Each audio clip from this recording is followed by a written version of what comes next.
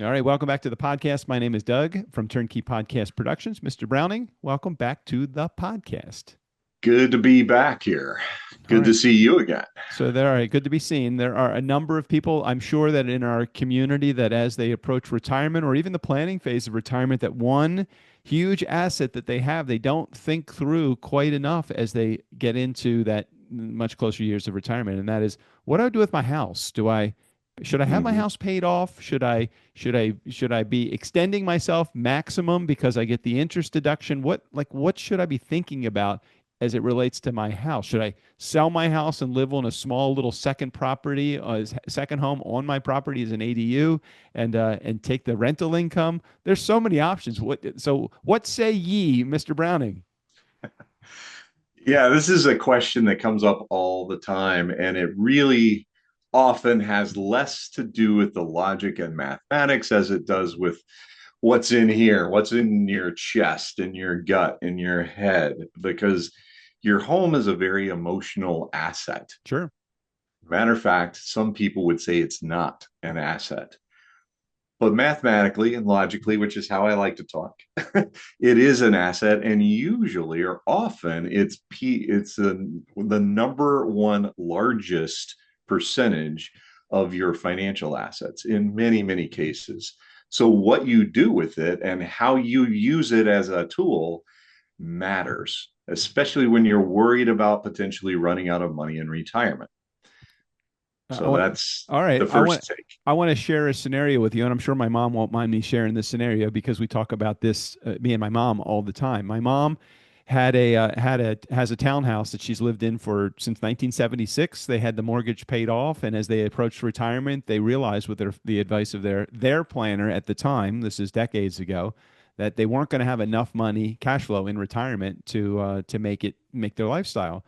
So they took a Mhm. reverse mortgage, and for 15 years, my mom was getting, $2,000 or close to $2,000 a month of income. Now, that property is no longer hers; is the property belongs to the reverse mortgage company because she's Right. extended that as far. But she's living basically in the home, mortgage free. Now she has to pay real estate taxes and the other things.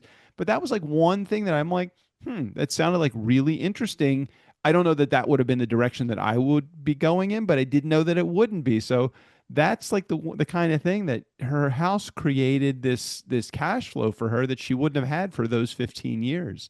So I'm curious what your perspective is on that type of vehicle, but also just in the home itself as a vehicle for cash flow.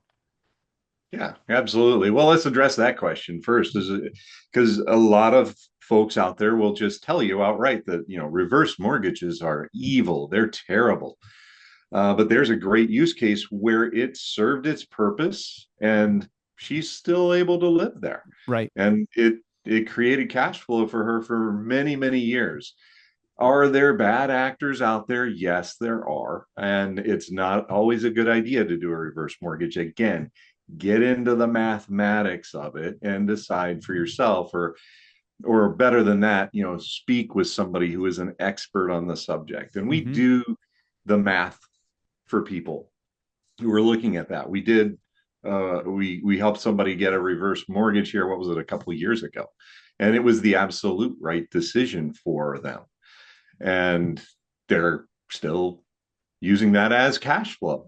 Right. And really, though, a lot of that has to do with how well did you plan prior to that? Because these days, as of the last 4 or 5 years, there is something out there where you can make your home a dynamic asset as Okay. opposed to a static asset. All right. It's probably to get deep into that, that's a whole different podcast, but a lot of people just don't know that these options All exist. right, well, let's talk about the premise of both of those things. We don't have to go too into the weeds in those. Of course, somebody that has interest in wanting to hear a little bit more detail about it can reach out to you. We'll share with our community how to do that. But I never even heard those terms: dynamic versus static.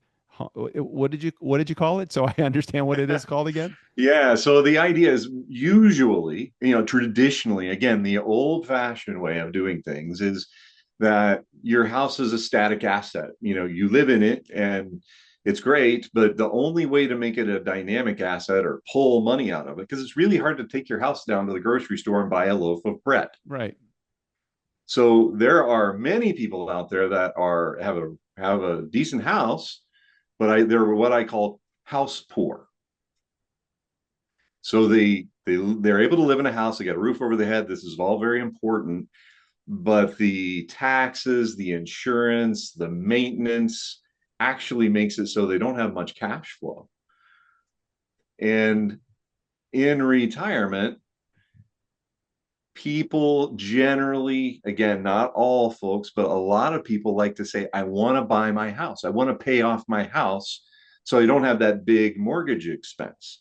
And I completely get the emotional part of that decision. And it does make sense to me. Not saying anybody's, not smart for doing it or anything else like that. But mathematically, it might not be the correct way to go because again you can't take that down. You take out your optionality with all of that asset, all that you paid off that house for. It's really hard to do something with, and you may not qualify to get a home equity line. Well, what's the reality of it is, though, if you have this asset, and let's say you have a house and you're living in it, and it's a $500,000 valued property, and you have no mortgage on it, but you have $500,000 in equity in your house, and you're not using that. It's like saying, I'm not going to use any of the money that I have in my portfolio to help fund my cash flow that I need in retirement. Why wouldn't you want your house to work for you? Because you want something to leave your kids? I mean, you'd sacrifice your lifestyle today for a legacy that you can leave tomorrow, but not have any kind of lifestyle today? That doesn't seem to make sense. Your kids aren't working for you. You don't necessarily have to. I mean, I'm not saying I want to be cruel to my kids. That's why we have other vehicles like whole life insurance and other things that we can leave to them. But the idea of not using an asset that has so much equity in it just doesn't make sense to me. Yeah, logically it doesn't make a lot of sense to me either, but I get the emotional attachment to that and making that decision. The reality is, again, let's just kind of go through. Won't I promise I won't actually do math, but just think about the logic of it, right? So to your point, you've got say $500,000 of an asset that maybe it's gaining, but in 2007, 2008, it certainly was Right, not gaining right, anything for you. right. And how do you know, right? Because we get our statement on our financial accounts, we get those every month, and we see it go up and down. What we don't see is how much our house value went up and down.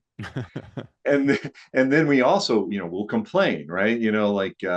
For what I do, I charge a fee for what I do, and I don't apologize for that. I'm sure don't go to work for free either, right? So people will complain, oh well, you've got this drag on your portfolio because you're paying your wealth manager, except for they do actually provide value, or if they're Right. not, then you should fire them, right? Sure. So your house, and so well, there's no fee for that. Well, until you go to sell it and you got to pay Yes, you at are. least I think 5% now. To and 5% on $500,000 is quite a lot, and that's a whole lot more than I charge. Right. Um, so there is still a fee on that, and on top of that, you've got to replace that roof, that air conditioner, that HVAC, and you never quite know exactly. Trust me, I've owned lots of, I've owned houses for a long time, and there's always something. I on houses that I have lived in. I actually did the math because I'm a nerd. I will say that I don't think I made a dime Mm. after I considered, oh, we put in new windows, we put on a roof, we replaced the air conditioner and the water heater, and we paid how much in taxes and how much insurance. Yeah, I didn't make any money. Yeah, I got a lot more when I sold it than when I bought it. But over time, I'm pretty sure I didn't make a dime on those. Now, I'm not saying that if you are a real estate professional and you're doing it as an investment plan that you can't. I think you absolutely can. Just make sure it's your profession and that's what you do and it's your zone of genius. I think a lot of people try and do real estate that are not professionals because they're following a YouTube video or whatever, and they end up wondering where all their money went and where all their time and resources went a little bit later. So, but I got off topic there. The Again, the reality is you can't take your home down to the grocery store and buy a loaf of bread, and you may have something come up that you need the cash for. And you may not be able to take that out in the form of a home equity loan, especially when you're not making income Right. any Okay, so longer. what makes for a dynamic home then? What makes for that term? So if you plan ahead of time, and a reverse mortgage, by the way, is for more for if you haven't planned really, really well. Right. Or if something has happened, it's not necessarily if you haven't planned it. I shouldn't say that. Things in life happen. Healthcare events happen. Healthcare is the number one cause of bankruptcy in the United States. I Mm. I get that, and that's horrible. So something like that could happen, or an accident, or whatever. But so let's just say any of those things happen, but you haven't necessarily planned for those things to happen. Maybe your reverse mortgage is absolutely the right thing for you. They're not evil products. There is a product out there. It's called the all-in-one mortgage. And we'll cover that maybe we'll do that on the next podcast. I'll have an expert on that knows that even better than I do. The math of that is very difficult to understand. And it's why some people don't do it because they get afraid. Um, it essentially turns the tradition. You won't find this at your Bank of America or JP Morgan Chase or Yeah. any of the big banks. You take your traditional mortgage and you flip it around. You normally pay your interest first. Now you're going to pay your principal first, and you're Which going is to a pay it every time you get your check. much Okay. smaller number than your interest in, especially in the beginning, your principal.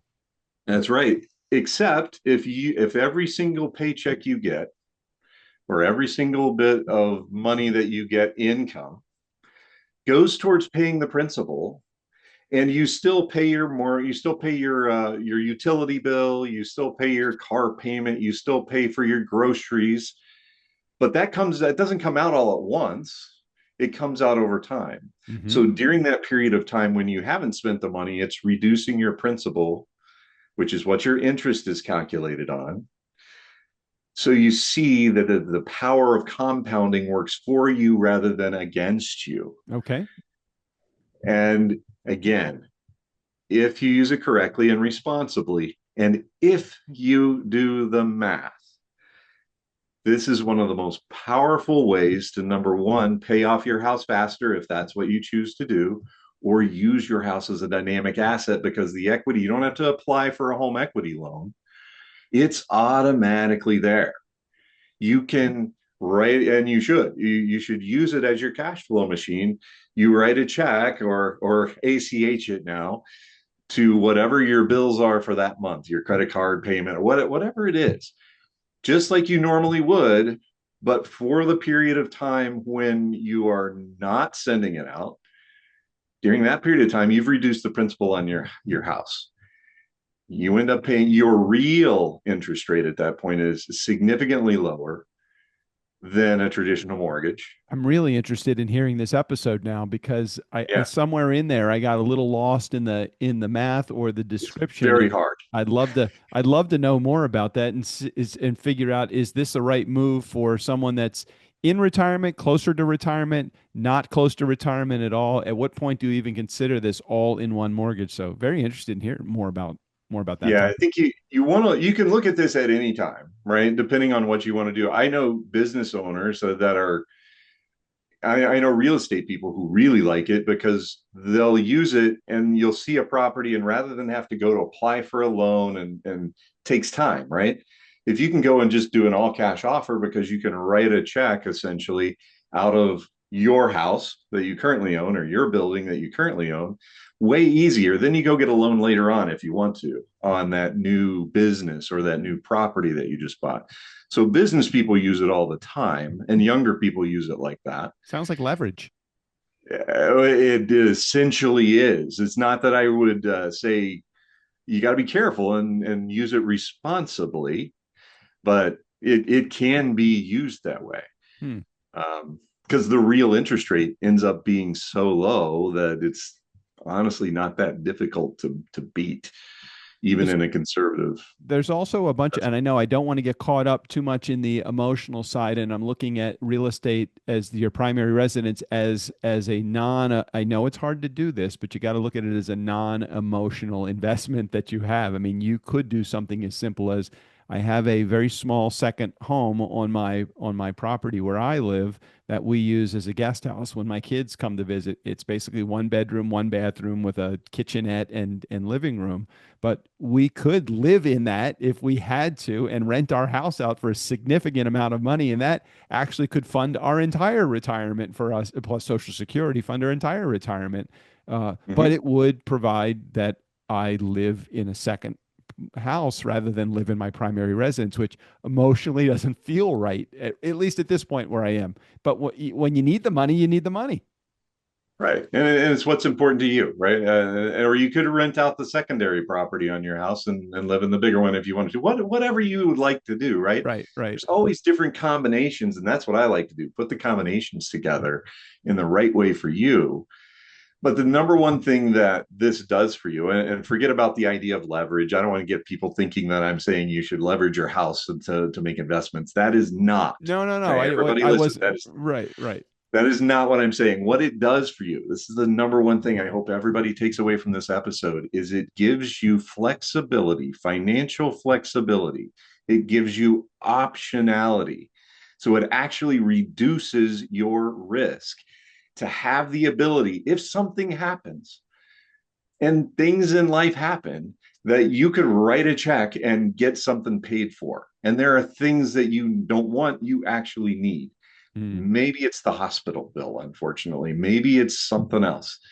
But you have that optionality, and it can, let me tell you, it makes you sleep at night much better. There's two things that make people sleep at night after they retire that nobody thinks about before they retire.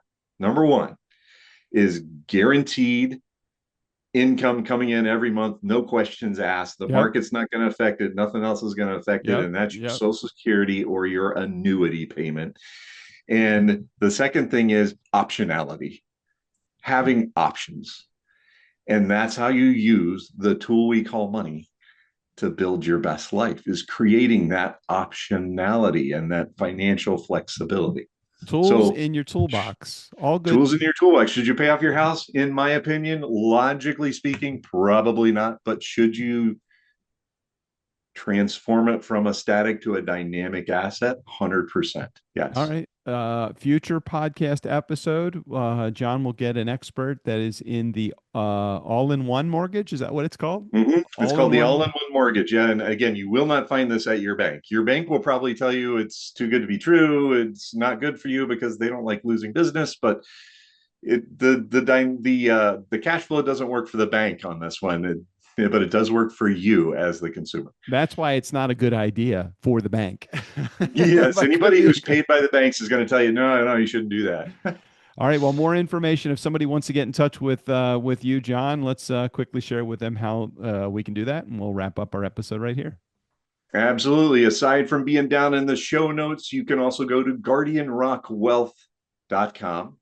And there's a resources section if you just want to learn. There's also a contact us section where you can actually schedule time directly on my calendar or grab that cell phone, this thing we all carry around with us. Go open the texting app, dial 321 421 5213. Easy to remember. Text the word life. You'll get a link to all kinds of information. You will not get a bunch of texts from me.